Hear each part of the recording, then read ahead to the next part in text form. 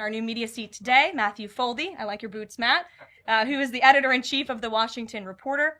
Washington Reporter is a new, fast-growing outlet that breaks stories about legislation and interviews leaders in Congress and across the administration. The publication's readership includes the highest levels of business and government. And with that, please kick us off, Matt. That's crazy!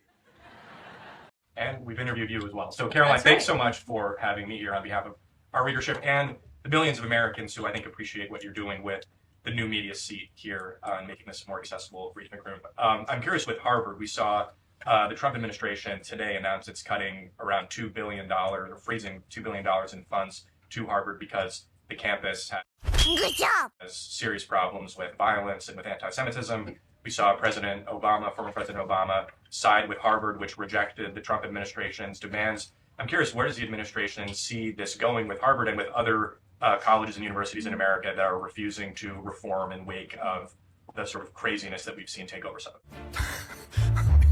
Seriously.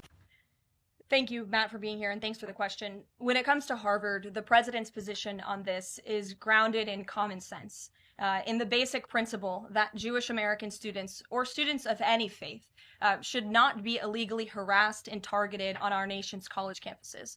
And we unfortunately saw that illegal discrimination take place on the campus of Harvard. There are countless examples to prove it, particularly with the stunning confession by then Harvard President Claudine Gay, who said that bullying and harassment depended on the context. The president at that time made it clear to the American public. Are you serious?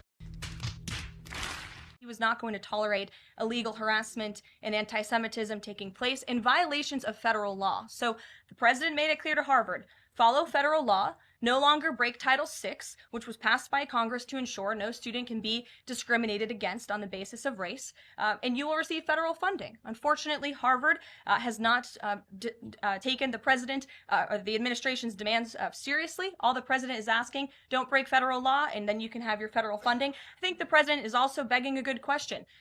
More than $2 billion out the door to Harvard when they have a more than $50 billion endowment. Why are the American taxpayers subsidizing a university that has billions of dollars in the bank already? And we certainly should not be funding a place where such grave anti-Semitism exists.